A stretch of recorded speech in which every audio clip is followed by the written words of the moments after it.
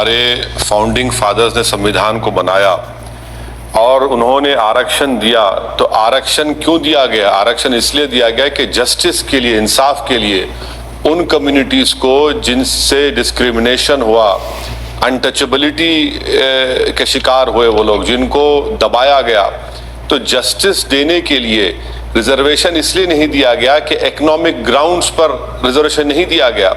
ये हमारे कॉन्स्टिट्यूशन में लिखा हुआ है, आर्टिकल 15 और 16 में। ये जो इकोनॉमिक वीकर क्लास का जो कॉन्सेप्ट इस सरकार ने क्रिएट किया, ये हमारे कॉन्स्टिट्यूशन में कहीं पर नहीं है। और 9 जजेस का बेंच, इंदिरा साहनी ने एक साफ तौर पर कह दिया कि इकोनॉमिक ग्राउंड पर रिजर्वेशन नहीं मिल सकता। तो ये सरकार अंबेडकर की तौहीन, इंसल्ट कर रही है, संविधान की तौहीन की है, और इकोनॉमिक ग्राउंड्स पर रिजर्वेशन नहीं मिल सकता। अच्छा, आप ये बताइए, इकोनॉमिक ग्राउंड्स पर मिलेगा तो आपका डेटा है, क्वांटिफाइबल डेटा है कि उन तमाम, नहीं क्वांटिफाइबल डेटा है, नहीं है। क्या आप बताएंगे कि कितने ब्राह्मण IAS ऑफिसर हैं, कितने ठाकुर हैं, कितने गुज्जर हैं? नहीं बता सकते आप, आपके डेटा ही नहीं है, इसलिए ये फ्रॉड है। दोस्तों, आज आप लोग देखने वाले हैं आज तक के पत्रकार अंजना ओम कश्यप और असाउद्दीन ओवैसी साहब और बीजेपी के सांसद मनोज तिवारी का इंटरव्यू जो है चैनल में आप लोग देखने वाले हैं। अस्सलाम वालेकुम वरहमतुल्लाहि वबरकातुहू। क्या हाल चाल, उम्मीद करता हूँ खैरियत से होंगे। आप सभी लोगों को एक और डिबेट वीडियो में खुशामदीद। चैनल पर पहली बार आए तो प्लीज चैनल को सब्सक्राइब करके बेल आइकन प्रेस कर ले, ताकि आने वाली हर वीडियो का नोटिफिकेशन आप लोग के मोबाइल पर पहुँचता रहे।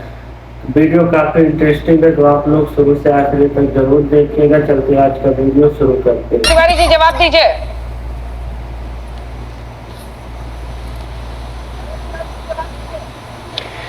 देखिए, मुझे एक बात समझ में नहीं आती है अंजना जी, कि जब जब संशोधन हुआ तो क्या वो संविधान का अपमान हुआ?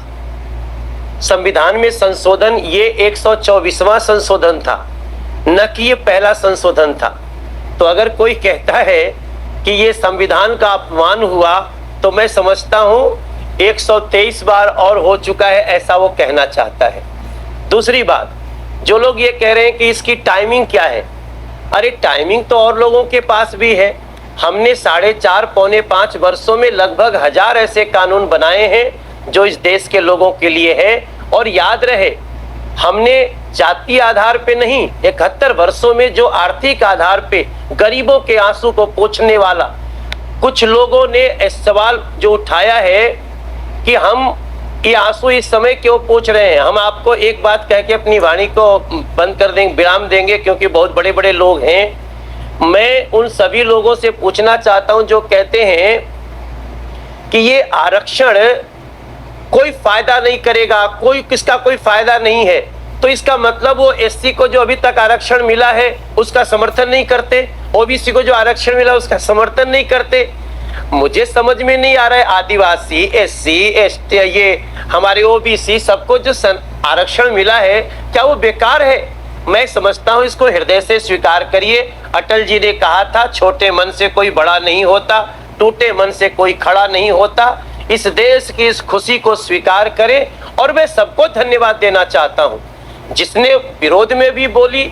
हम उन 323 लोगों को धन्यवाद देते हैं जिसने समर्थन किया, उनको भी जिन्होंने राज्यसभा में किया। हम सबको प्रणाम करते हैं, धन्यवाद करते हैं। हमारे आने वाली पीढ़ियां आपको धन्यवाद देंगी, नरेंद्र मोदी को भी देंगी, और जिन्होंने साथ दिया उनको भी देंगे। ओवैसी जी, जो दलील उन्होंने दी कि अब तक कई संशोधन देश के संविधान में हुए हैं, वो सब अपमान नहीं कहलाएंगे। दूसरी महत्वपूर्ण बात, क्या आपको नहीं लगता है कि धीरे धीरे गरीबी ने एक बहुत बड़े वर्ग को इतना पिछड़ा कर दिया है? नौकरियां नहीं है, भूखमरी की कगार पर ऐसे लोग पहुंचे हुए हैं, उन तक मदद नहीं पहुंचनी चाहिए क्योंकि वो सवर्ण है।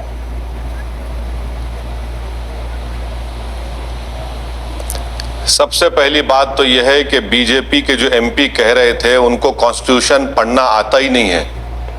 रिजर्वेशन क्यों मिलता है? सोशल बैकवर्डनेस के ऊपर। आप कैसे सोशल बैकवर्डनेस प्रूफ करेंगे इसमें?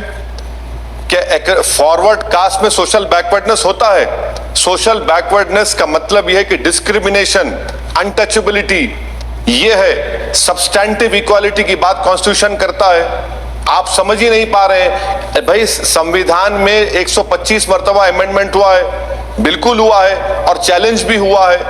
तो आप ये रिजर्वेशन सोशल बैकवर्डनेस के नाम पर मिलता है। अब रहा सवाल, आप कह रहे हैं कि जन्योधारों को सावरनास को मिला है। मैडम, ऑपरेशन अनटचेबिलिटी क्या सावरना ने फेस किया? क्या सोशल बाइकॉट फेस किया? कौन ये चीजें कहां पर आ रही हैं? तो आप सुनिए मेरी बात, आप इकोनॉमिक ग्राउंड्स के ऊपर नहीं दे सकते। जब संशोधन, अरे मैडम, इनको रुकाइए। जब ये आप पढ़ते हैं, ठीक है, अपनी बारी में बोलते हैं। कितनी छोटी बात कर दी मनोज जी।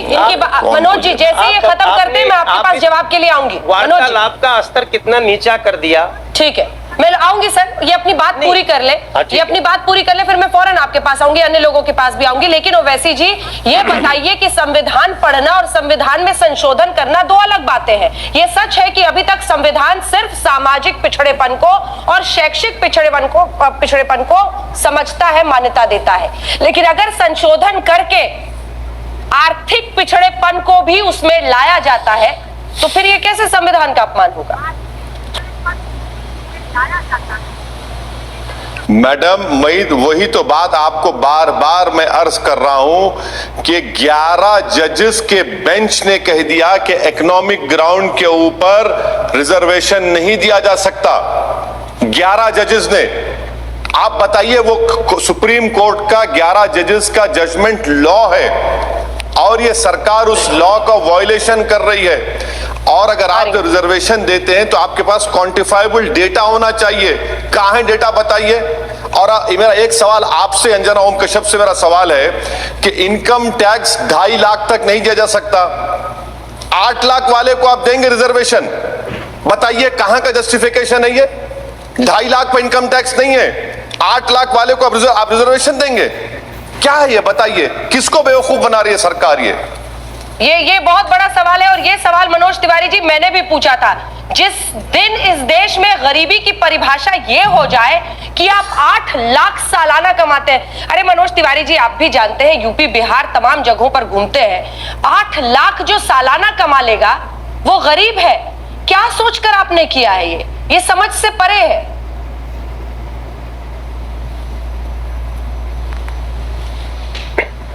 पहले तो अंजना जी, मैं अपने साथी जो संसद में मेरे साथी हैं, उन्होंने जिस प्रकार से वार्तालाप का स्तर छोटा किया ना, ये तो बड़ी खैर उसको छोड़ दीजिए। अभी इन्होंने जो भी इन्होंने बात कही, जैसे ही सवर्णों के गरीब लोगों को अधिकार दिया जाने लगा, इन लोगों को लगा कि लोगों को संविधान पढ़ना नहीं आता। ये संसद में बैठते हैं और इनको लगता है कि कोई कानून बनाने वाला जो संसद सर्वोच्च है उससे बड़े किसी जज की बात कर देंगे, किसी 11 जज की बात कर देंगे। इनको पता होना चाहिए कि संसद में बनाया हुआ कानून सर्वोच्च होता है और वो बनाने का अधिकार हम संसद में बैठे हुए लोगों का है।